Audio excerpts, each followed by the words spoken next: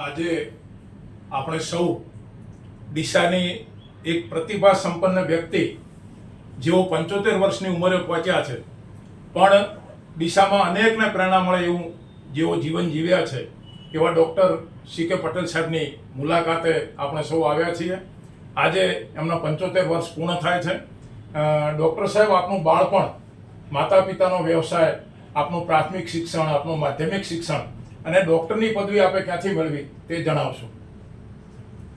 મારો જન્મ એક નાનકડા ગામ ઊંઝા અને પાટણ ઉપર સુણક ગામે થયો હતો. હું એક ખેડૂત અને શિક્ષકના ઘરમાં જન્મ્યો છું, એનું મને ગૌરવ છે. બાળપણ મારું અને પ્રાથમિક શિક્ષણ સુણકમાં જ થયું. એ વખતની શાળા ફક્ત 4 ઓરડાની શાળા હતી. જ્યારે હું ભણતો હતો ત્યારે ધોરણ 5 થી 6, 7 સુધી મેં લીમડાના ઝાડ નીચે અભ્યાસ કર્યો છે. એ વખતે કોઈ વર્ગ મારા માટે હતા નહીં, છતાં પણ અમને ભણવાની ખૂબ મજા આવતી. લીમડાની છોએ પવનની લેરખીમાં શિક્ષક સાહેબ કાળું બોર્ડ લીમડાના થડે અટકાવીને લખતા અને અમે ભણતા. ખરેખર એ દિવસો આજે હું કલ્પના કરું અને નવી પેઢીને જાણ કરું તો એમને હાસ્યાસ્પદ લાગે. બાળપણ રમતગમતમાં ગયું અને એ જ વખતે ઘરનું કામ પણ એટલું જ કરતા હતા. માતા પિતાનો વ્યવસાય, પિતા શિક્ષક હતા પણ વ્યવસાય ખેડૂત તો હતા જ, એટલે જાતે ખેતી પણ જાતે કરતા અને ખેતરમાં મારે પણ જવાનું ખૂબ થતું. ઢોર ઢાંખરને પાણી પાવું, ચરાવવા જવું, આ મારો મુખ્ય સમયનો ભાગ હતો. ભણવાની સાથે સાથે મેં ખેતીના વ્યવસાય પણ ખૂબ કામ કરેલું છે. મને એનું ગૌરવ છે કે હું એક શિક્ષકના ઘરે જન્મ્યો, એક ખેડૂતના ઘરે જન્મ્યો, એનો મને ખૂબ આનંદ છે. ત્યાંથી પછી પ્રાથમિક શિક્ષણ પૂરું કરીને અમે માધ્યમિક સ્કૂલમાં ભણવા માટે વિસ્તર મુકામે મારા કાકાના ઘરે ગયો. ત્યાં પણ મને બહુ મજા પડી. નૂતન સર્વ વિદ્યાલય વિસ્તગર એ જે તે વખતની સારામાં સારી સ્કૂલ ઉત્તર ગુજરાતમાં ગણાતી અને એ સ્કૂલમાં ભણવાનો પણ મને ખૂબ ગૌરવ છે. પહેલી જ વખતે ત્રિમાસિક ટેસ્ટમાં મારો પ્રથમ નંબર આવ્યો મારા વર્ગમાં. મને ખૂબ આનંદ થયો. પછી એ વર્ગમાં નંબર જે આવ્યો એ જાળવી રાખવા માટે મેં કઠોર પરિશ્રમ કર્યો. ઘરનું કામકાજ પણ એટલું જ કર્યું. કાકાને ત્યાં અમે 8-10 સભ્યો પરિવારમાં હતા. બધી જવાબદારી મારે માથે રહેતી. દૂધ લાવવાની, શાકભાજી લાવવાની, રેશનિંગમાં લાઇનમાં ઊભા રહેવાનું, ઘરના બધાને કપડાની ઇસ્ત્રી કરવાની, આ બધી મારી જવાબદારી રહેતી. હું ભણવા જતો ત્યારે હંમેશા અમે ચાલતા જતા. લગભગ 1.5 કિલોમીટર ઘરના રહેઠાણથી સ્કૂલ હશે તો સવારે નીકળીએ. બપોરે લગભગ સ્કૂલની 10-11 વાગ્યાનો ટાઈમ, 10 વાગ્યાનો ટાઈમ, તો 1 કલાક વહેલા નીકળીએ અને સાંજે 5 વાગે છૂટીએ એટલે 6 વાગે ઘરે આવીએ. પરંતુ સમય ક્યાં જતો રહ્યો ખબર નહીં. અને ધોરણ 11 સુધી સતત દર વર્ષે મારો પ્રથમ ક્રમાંક મારા વર્ગમાં રહેતો. અને જ્યારે એસએસસી પરીક્ષા પાસ કરી ત્યારે સ્કૂલમાં સેન્ટરમાં પણ મારો પ્રથમ નંબર હતો. એનું મને આજે ગૌરવ છે. ધન્યવાદ સાહેબ, બહુ સરસ. આપના બાળપણ અનેકને પ્રેરણા મળે એવું છે. આપના લગ્ન જીવન અને પરિવાર તેમજ મિત્રો વિશે પણ જાણકારી આપશો. જે તે વખતે એ વખતે લગ્ન નાની ઉંમરમાં થતા, એટલે મેં મારા પરિવારને કીધું કે જ્યાં સુધી હું ભણી ના રહું ત્યાં સુધી મારે લગ્ન કરવાની મારી ઈચ્છા નથી. પરંતુ પરિવારનું ખૂબ દબાણ હતું, કારણ કે બધા જ મારા સાથેના સહાધ્યાયીઓ એ નાની ઉંમરમાં પરણી ગયા હતા. હું જ બાકી હતો. અને સેકન્ડ MBBSની સેકન્ડ ટર્મમાં મારા સંબંધો થયા અને મને મારા લગ્નનો પ્રસ્તાવ મુકાયો અને મેં સ્વીકાર્યો. અને એ વખતે લગ્ન થયા પછી MBBSના બીજા અને ત્રીજા વર્ષમાં અભ્યાસ કર્યો અને બીજે મેડિકલ કોલેજમાં મારું ત્યાંનું પણ શૈક્ષણિક કારકિર્દી બહુ ઉજ્જવળ રહી અને પ્રથમ પ્રયત્ને મેં MBBSની પરીક્ષા પાસ કરી. મિત્રો મને એ વખતે બહુ સારા મળ્યા. સાથે રહેતા, હોસ્ટેલમાં બધું કામ જાતે કરતા, કપડાં વ્યવસ્થા, ઘણીવાર તો જમવાનું પણ જાતે બનાવતા અને એ રીતે જીવનનો આનંદ ખૂબ માણ્યો. પછી તો ઇન્ટર્નશીપની શરૂઆત થઈ એમાં પણ મિત્રો ખૂબ બન્યા અને અવારનવાર અમે પ્રવાસો પણ કરતા. વિમાનમાં બેસવાની બધાને ઈચ્છા હતી. એક વખત મેં આયોજન કરાવ્યું. એ વખતે ટિકિટ અમારાથી પોસાય એવી હતી નહીં, કારણ કે બધા જ છોકરાઓ અમે ગામડાના હતા. એટલે પછી મેં ડીન પાસેથી વિદ્યાર્થી તરીકેનું સર્ટિફિકેટ લીધું. 50% એની વિમાન ભાડાની ટિકિટ હતી, એમાંથી રાહત લીધી અને વિમાનમાં બેસવા માટે અમે ટિકિટ બુક કરાવી અમદાવાદથી વડોદરા એલેમ્બિક કેમિકલ્સની મુલાકાત લીધી, ગોઠવી અને વિમાનમાં બેઠા. 10-15 મિનિટમાં તો બરોડા ક્યારે આવ્યો અમને ખબર જ ના પડી. એટલે કેટલાક મિત્રો તો વિમાનની સીટ ઉપરથી ઊભા ન થાય કે ના હજુ બેસી રહીએ. પછી વિમાન પરિચાલિકા આવી કે તમારું સ્થળ ગંતવ્ય સ્થાન તો આવી ગયું, ઉતરો હવે. તો માંડ સમજાવીને સીટ ઉપરથી બધાને ઉઠાડ્યા. પહેલી વાર અમારો વિમાનનો પ્રવાસ હતો. એ રીતે વિમાનનો પ્રવાસ પણ અમે એ વખતે કરેલો અને ખૂબ જીવન માણ્યું, મજા આવી. અને પોસ્ટ ગ્રેજ્યુએશનમાં પણ બધા મિત્રો અમે સાથે હતા, કારણ બધા સ્કોલર હતા, વિદ્યાર્થી બધા હોશિયાર હતા. એટલે બધાને પીજીમાં પણ એડમિશન મળી ગયું. કોઈ સર્જરી વિભાગમાં ગયું, કોઈ ઓર્થોપેડિક વિભાગમાં ગયું, કોઈ ગાયનેક વિભાગમાં ગયું, કોઈ મેડિસિનમાં ગયું. મેં જનરલ સર્જરી લીધી અને એમએસની પરીક્ષા મેં પાસ કરી. વચ્ચે મેં એક શિક્ષક તરીકેની ફરજ પણ બજાવી. એનાટમી વિભાગમાં બીજે મેડિકલ કોલેજમાં મેં ટ્યુટર તરીકેની પોસ્ટ પણ લીધી અને 1 વર્ષ બાળકોને વિદ્યાર્થીઓ જે પહેલા વર્ષના મેડિકલના વિદ્યાર્થીઓ હોય એમને અભ્યાસ કરાવ્યો. જાતે મેં મૃત શરીરના ડિસેક્શન કર્યા અને વિદ્યાર્થીઓને ખૂબ ભણાવ્યું. જોકે મને એમાં ફાયદો હતો કે મારો સર્જરી વિષય હતો, એટલે જેટલું વધારે એનાટમી શીખવું અને શીખવાડું એટલો મને ફાયદો જ હતો. એટલે એ પણ ગાળો માટે બહુ સરસ રહ્યો અને મને બહુ આનંદ છે. આમ તો જોયું સાહેબ, આપનું જીવન ખૂબ સંઘર્ષમય રહ્યો છે, પણ ડૉક્ટર બન્યા પછી આપનો વ્યવસાય ક્યાંથી શરૂ થયો અને આ જે ડીસાની પ્રખ્યાત આનંદ હોસ્પિટલ કહેવાય છે એ આપે ક્યારે શરૂ કરી, એનો જરા ઇતિહાસ જણાવશો. એમએસની ડિગ્રી લીધા પછી સૌથી પહેલી મેં સરકારી જવાબદારી સ્વીકારી. ખંભાતમાં કેનેડી એન્ડ જના હોસ્પિટલ કરીને એક નાની હોસ્પિટલ હતી. એમાં મેં એમએસ સર્જન તરીકેની, સિવિલ સર્જન તરીકેની પોસ્ટ લીધી. ત્યાં હું રહ્યો અને ત્યાંથી લગભગ 6 મહિનામાં મને બઢતી મળતા ડીસાની સિવિલ હોસ્પિટલમાં મેં સર્જન અને સુપ્રિન્ટ તરીકેની પોસ્ટ સ્વીકારી. હું ડીસા આવ્યો એના પહેલાં ખંભાતમાં મારે એક રાજકીય વર્ગ ધરાવતા, એટલે જે પૂર્વ એમએલએ હતા એ વ્યક્તિ જોડે મારે થોડો સંઘર્ષ થયો. એટલે મારી સામે એમણે ફરિયાદ રજૂ કરી સરકારમાંથી મારી વિરુદ્ધ ઇન્ક્વાયરી આવી અને ઇન્ક્વાયરીમાં જે તપાસ કરનારા અધિકારી હતા એ બીજું કોઈ નહીં પણ કેપી આસ્તાની સાહેબ હતા. કારણ કે એ વખતે આસ્તાની સાહેબ ત્યાં ડાયરેક્ટર તરીકેની પોસ્ટ ઉપર હતા. એ વખતે હું સાહેબને ઓળખતો નહોતો અને મારી ઇન્ક્વાયરી કરી, તપાસ કરી, રાઉન્ડ લીધું, ઓપરેશનના બધા કેસ જોયા. સાહેબની આગળ મેં રજૂઆત કરી કે સાહેબ મને આ વ્યક્તિ જ્યારે આવી ત્યારે હું પોસ્ટમોર્ટમ કરતો હતો અને પોસ્ટમોર્ટમ કરતાં મને સૂચનાઓ આપવા માંડ્યા કે તમારે આમ કરવાનું, તમારે આમ કરવાનું. મેં તદ્દન ધરાર ના પાડી દીધી અને એમને ખોટું લાગ્યું એટલે મારી વિરુદ્ધ ફરિયાદ કરી છે. બીજું કંઈ છે નહીં. એટલે સાહેબે પણ બરાબર ઇન્ક્વાયરી કરી, સ્ટાફ બધા હતા એમના પણ જવાબો લીધા અને એમને લાગ્યું કે આ ડૉક્ટર કોઈ નિર્દોષ છે. અને એ વખતે જ્યારે સાહેબ ફરિયાદ ઉપર આવ્યા ત્યારે મારે વાતચીત થઈ કે સાહેબ ડીસા મને પદવી મળી છે તો મારે કેવું, ડીસા હું આવું કે ના આવું. તો સાહેબે મને એકદમ સરસ રીતે સમજાવ્યું કે તારે ડીસા માટે બહુ સારી જગ્યા છે અને તું ડીસા સર્વિસ માટે સર્જનની ક્લાસ 1ની પોસ્ટ સ્વીકારી લે.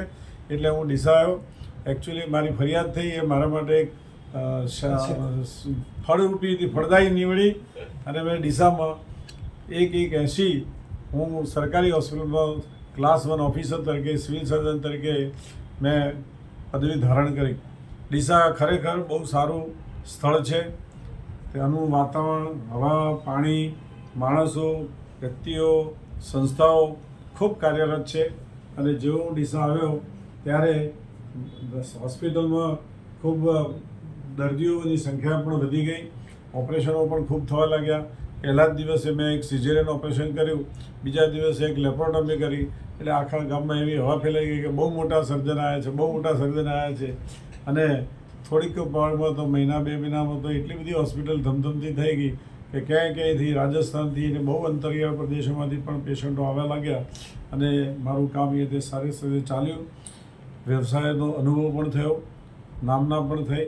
અને મેં પછી મારું ખાનગી હોસ્પિટલ 21/6/84 મેં આનંદ હોસ્પિટલ હાઈવે ઉપર મકાનની માટે જગ્યા લીધી, મકાન નવું બનાવ્યું અને મારી હોસ્પિટલ બનાવી. ટેમ્પરરી 2-2.5 વર્ષ હું હાલ જે બણીમાં ગ્રંથાલય છે એ જગ્યામાં 2-2.5 વર્ષ મેં કામ કર્યું હતું. અને પછી આનંદ હોસ્પિટલમાં મેં સેવાઓ ચાલુ કરી. પહેલા જ દિવસથી દર શુક્રવારે મારી આનંદ હોસ્પિટલમાં હું ગરીબ દર્દીઓને અઠવાડિયામાં 1 દિવસ કોઈ પણ વિનામૂલ્યે સેવાઓ આપું છું. આજ સુધી એ સેવા અવિરત ચાલુ જ છે. એ દિવસે મારી કોઈ કન્સલ્ટિંગ ફી હોતી નથી, જૂના કેસની ફી હોતી નથી, સોનોગ્રાફી ફ્રી કરું છું. મારા કેટલાક મિત્રો મને એક્સરેસ, રેડિયોલોજીની સેવાઓ પણ આપતા હતા. એટલે એ રીતે સારી એવી સેવા હું આપતો હતો. આજની તારીખમાં જે લોકો ગરીબ છે અને BPL કાર્ડ ધરાવે છે એમને હું સેવા અત્યારે ચાલુ જ છે અને સેવા આપ્યા કરું છું. મને એનો આનંદ છે. ખૂબ સરસ સાહેબ, આપની તબીબી વ્યવસાયની મંજિલ બહુ રસપ્રદ છે. પણ અમે એવું જાણીએ છીએ કે તબીબી વ્યવસાયની સાથે સાથે પણ આપ અનેક સામાજિક સેવાકીય સંસ્થાઓ સાથે પણ સંકળાયેલા છો. એની પણ થોડી વિગતો આપો તો મજા આવશે. હું જ્યારે ડીસા આવ્યો ત્યારે 2-3 મહિનામાં જ મારો RSS જોડે સંપર્ક થયો કે મારી સાથે હોસ્પિટલમાં સેવા આપતા એક બેન હતા. એમના પતિ ભીખાભાઈ ગોહિલ એ સંઘના સ્વયંસેવક હતા. તો રોજ સવારે મને 6 વાગે ઉઠાડીને સંઘની શાખામાં લઈ જતા હતા. હું જવા માંડ્યો અને મને સંઘની વાર્તાઓ સાંભળી, સંઘની વાતોચીતો સાંભળી અને ડૉક્ટર હેડગેવારનું જીવનચરિત્ર વાંચ્યું, જોયું, માણ્યું. અને એના પરથી મને લાગ્યું કે આ સંસ્થા ખરેખર દેશના ભાવિ માટે ખૂબ વિચારે છે, ચિંતિત છે. માટે આમાં સંઘમાં જોડાવું મારા માટે યોગ્ય રહેશે. એટલે હું સંઘના વિચારોથી અભિપ્રેત થયો અને શાખામાં જવા લાગ્યો. અને સંઘના જોડાવાથી મને ખૂબ સંઘના સ્વયંસેવકો જોડે નજીકનો ગરોબો થયો. એ પછી જેસીસ ક્લબના સભ્યો મને મળ્યા તો જેસીસ ક્લબના દાખલ થયો. એમાં મને બીજા જ વર્ષે પ્રમુખની જવાબદારી આપી. તો એ પણ મેં વર્ષો જેસીસમાં ખૂબ કામ કર્યું. જે આપણો અત્યારે જે બગીચો છે, જે રાજીવ ગાંધી કોમ્પ્લેક્સ, ત્યાં એક બગીચો હતો. એ મારા વર્ષે જ્યારે હું પ્રમુખ હતો ત્યારે એ વખતે બગીચાનું નિર્માણ કર્યું હતું અને નગરપાલિકાને મેં બનાવીને સોંપ્યું હતું. એ પણ એક સરસ મારા માટેનો સમય હતો. એ પછી લાયન્સ ક્લબના મિત્રો મળ્યા. તો લાયન્સ ક્લબના મિત્રોએ મને એમાં લાયન્સ ક્લબમાં સેવા માટે આમંત્રણ આપ્યું. એમાં પણ હું જોડાયો અને લાયન્સ પ્રમુખ તરીકેની જવાબદારી સંભાળી. એ વખતે હાલ લાયન્સ ભવન છે એનું નિર્માણ થતું હતું. તો એમાં મેં મારો આર્થિક સહયોગ પણ આપ્યો અને લાયન્સનું આજે એક બિલ્ડિંગ આપણા ડીસા નગર માટે એક એસેટ છે એમ કહીએ તો ચાલે. એ પછી સંસ્કારના ડીસાના મારા અમુક મિત્રો મને સંપર્કમાં આવ્યા. તો મને લાગ્યું કે શિક્ષણનું કામ પણ એટલું જ જરૂરી છે.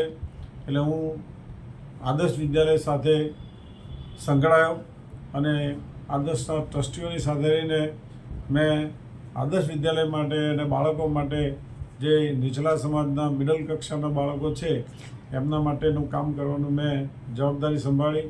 14 વર્ષ સુધી સતત મેં મંત્રી તરીકે કામગીરી કરી અને એ વખતે શાળાના વિવિધ ભવનોનું નિર્માણ થયું. મારો મેં આર્થિક સહયોગ પણ આપ્યો અને આજે પણ આ વિદ્યાલયના વિકાસ માટે અમે સૌ સાથે મળીને કામ કરીએ છીએ. એનો પણ મને ખૂબ આનંદ છે. કેટલાક વર્ષો 20-25 વર્ષ પહેલાં નાનુભાઈ પટેલ મુરબ્બી જેઓ સોનેશ્વર મહાદેવનો કાર્યભાર સંભાળતા હતા એમણે મારો સંપર્ક થયો. તો એમણે કહ્યું કે ડૉક્ટર, હવે મારી ઉંમર થઈ ગઈ છે તો આ મહાદેવનું કામકાજ અને ગતિવિધિઓનો જવાબદારી પણ તમે સંભાળો. મને એની જગ્યા બહુ સુંદર અને રમણીય લાગી. એટલે મેં એમાં પણ કામ કર્યું. છેલ્લા 20 વર્ષથી સોનેશ્વર મહાદેવની જગ્યાનું કામકાજ સંભાળું છું. મંદિરના વિકાસ માટે સતત પ્રયત્નશીલ છું. આજે ત્યાં એક વન કવચ તૈયાર થયું છે. લગભગ 10,000 છોડ અમે એમાં ઉછેરી શક્યા છીએ. સુંદર જગ્યા, મુલાકાત લેવી જગ્યા છે. મંદિરની જગ્યા પણ બહુ શાંતિપ્રિય, માણસો માટે પ્રાર્થના કરવા માટે, ધ્યાન ધરવા માટે અને ફરવા માટે, હરવા ફરવા માટે નદી કિનારે આવેલું એક રમણીય સ્થળ છે. એનો પણ મને ખૂબ આનંદ છે. અવારનવાર મારી હોસ્પિટલની સામે જે હાઈવે હતો એ સાંકડો હતો અને એક માર્ગી હતો. એના કારણે ટ્રાફિકની સમસ્યા રહેતી હતી. તો એ ટ્રાફિકના કારણે અકસ્માતો ખૂબ થતા હતા. તો એ વખતે બાગમલભાઈ બક્ષી અને કેપી આસ્તાની સાહેબ, નવીન કાકા જેવા મુરબ્બીઓએ રાતે મિટિંગ કરી અને એક અકસ્માતમાં અમારા એક ડૉક્ટર સાહેબનો 2.5 વર્ષનો છોકરો રોડ ઉપર ટ્રક નીચે ચકડાઈ ગયો. એ પછીના અઠવાડિયામાં એક ઠક્કર ભાઈના ભાઈ બહેન, નાના 8-10 વર્ષના બાળકો બે એક સાથે એક્સિડન્ટમાં ચકડાઈ ગયા. એ ગામમાં ખૂબ આક્રોશ થઈ ગયો અને લોકો એમ કે અમારા હાઈવે જોઈતો નથી, એ રીતે હાઈવે ખોદવાનું કામકાજ ચાલુ કર્યું. પછી બધા યુવાનોને સમજાવ્યા, મિટિંગ થઈ અને એમાં નક્કી કર્યું કે હાઈવે માટે આપણે રજૂઆત કરવી જોઈએ સરકારમાં અને હાઈવે સુરક્ષિત કરવા માટે આપણે પગલાં લેવા જોઈએ. હાઈવે આપણી જરૂરિયાત છે અને કરીને બધા યુવાનોને સમજાવ્યા અને સમિતિ બનાવી. સમિતિનું અધ્યક્ષ સ્થાન મને આપ્યું. એમાં સતત કામ કરીને સરકાર જોડે, ગુજરાત સરકાર અને કેન્દ્ર સરકાર જોડે પત્ર વ્યવહાર કરીને લગભગ 1,000 પત્રોનો ઢગલો થયો હશે.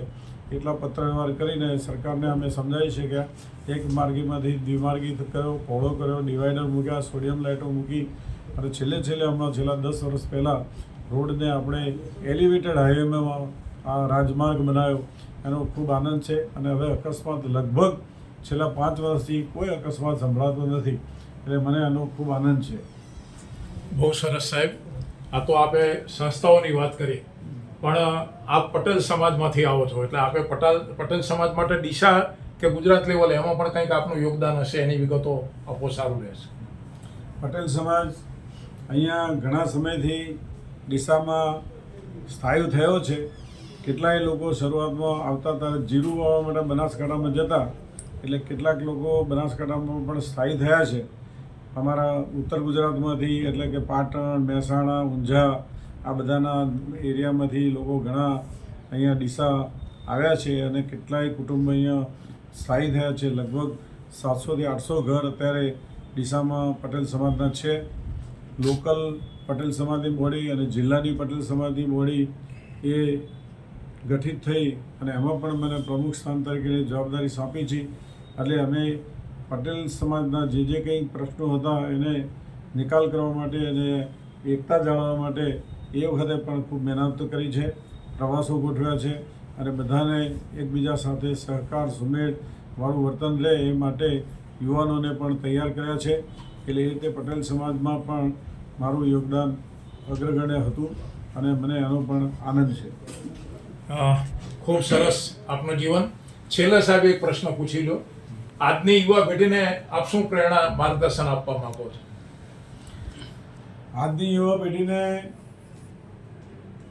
મારો એક સંદેશ છે કે કઠોર પરિશ્રમનો કોઈ વિકલ્પ નથી.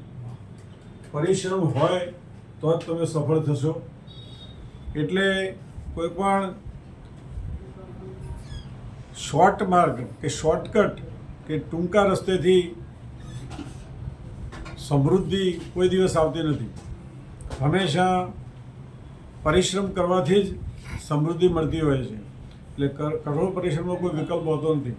તમે જે જગ્યાએ છો, સર્વિસ કરતા હોય, નોકરી કરતા હોય, વેપાર ધંધો કરતા હોય કે કોઈ પણ કામ કરતા હોય, પણ જ્યારે તમારો પરિશ્રમ કઠોર હોય તો જ તમે સફળ થઈ શકો છો, તો જ તમે ધાર્યું રિઝલ્ટ આપી શકતા હોય છે. દુનિયા આપણા મન પ્રમાણે કદી ચાલતી નથી, આપણે ઈચ્છીએ એ પ્રમાણે કદી ચાલતી નથી. હંમેશા જીવનમાં તડકી છોયડી, સુખ દુઃખ, ચઢાવ ઉતાર તો આવતા જ હોય છે.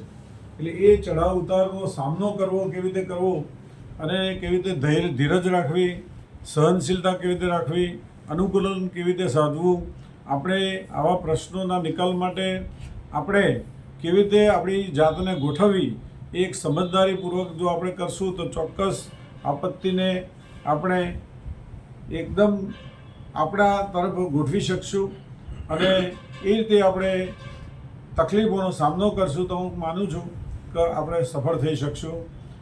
ક્ષમા છે, કરુણા છે, સદ્ભાવ છે, સારો વ્યવહાર છે, સમયનું પાલન છે, કામની વચનબદ્ધતા છે, આવા બધા ગુણો આપણા જીવનમાં આપણે વિકસાવવા જોઈએ, જેથી જીવનનું સૌહાર્દપણું બની રહે. મા બાપનો પ્રેમ, મા બાપની સેવા, વડીલોનો આદર, શિક્ષકોનો આદર, શિક્ષકોનું માન પાન સન્માન જળવાય એવા સંસ્કારો આપણે કેળવીએ અને આપણી ભાવિ પેઢીને આપીએ એ પણ એટલું જ જરૂરી છે. કુદરત પર હંમેશા વિશ્વાસ રાખીને આપણે આગળ વધવું જોઈએ, બીજાનું અનુકરણ નહીં કરવું જોઈએ અને આપણે આપણી શક્તિ પ્રમાણે આપણે કદમ મિલાવવું જોઈએ. કરકસર એ હંમેશા આપણો એક ભાઈ છે, એમ કે સારા ત્રેવડ ત્રીજો ભાઈ આપણે કહીએ છીએ, કહેવત છે ને ત્રેવડ ત્રીજો ભાઈ. અને કરકસર એ કંઈક પૈસાની કરકસર નથી. કરકસર સમયની હોઈ શકે, સાધનોની હોઈ શકે, અન્નની હોઈ શકે, કોઈ પણ જેટલી જરૂરિયાત હોય, જેટલી ખપ હોય એટલું જ વાપરવું જોઈએ. બાકીનું જેને ખરેખર જરૂરિયાત છે એમને વહેંચવું જોઈએ. નવી પેઢીને હું એટલું જ કહીશ કે અન્નનો તો પણ એટલો જ કરકસરપૂર્વક ઉપયોગ કરો, અન્નનો બગાડ ન થવો જોઈએ. અન્નનો દાણો જ્યારે જમીનમાં વાવવામાં આવે છે ત્યારે એમાં ખેડૂતની મહેનત, પ્રકૃતિ, પાણી, પર્યાવરણ આ બધા જ પરિણામો ભેગા થાય ત્યારે અન્નના દાણામાંથી અનાજ પાકતું હોય છે. એટલે કોઈ દિવસ અન્નનો દાણોના બગાડ ન થાય એ હું ભાવિ પેઢીને સંદેશ આપવા માગું છું. અને અન્નનો જેટલો જરૂર હોય એટલો ઉપયોગ કરો, બગાડમાં કદી ન કરો. એટલા માટે અને જે જરૂરિયાતમંદ છે એમના માટે અન્ન પહોંચાડો એવી મારી યુવાનોને ભલામણ છે. બહુ સરસ સાહેબ. અમારા કલા સૃષ્ટિ ફાઉન્ડેશનના ખૂબ જ ઉત્સાહી એવા ચંદુભાઈ એટીડીના માધ્યમથી આજે આપના 75 વર્ષ જ્યારે પૂર્ણ થયા છે ત્યારે આજે અહીંયા મળવાનું થયું. આદરણીય કનુભાઈ આચાર્ય સાહેબ, નાથાભાઈ સાહેબ, જયંતિભાઈ વટાવાળા, ઈશ્વરભાઈ રાવળ, પ્રકાશભાઈ વટાવાળા બધા સાથે અમને આપનું સન્માન કરવાની પણ મજા આવી.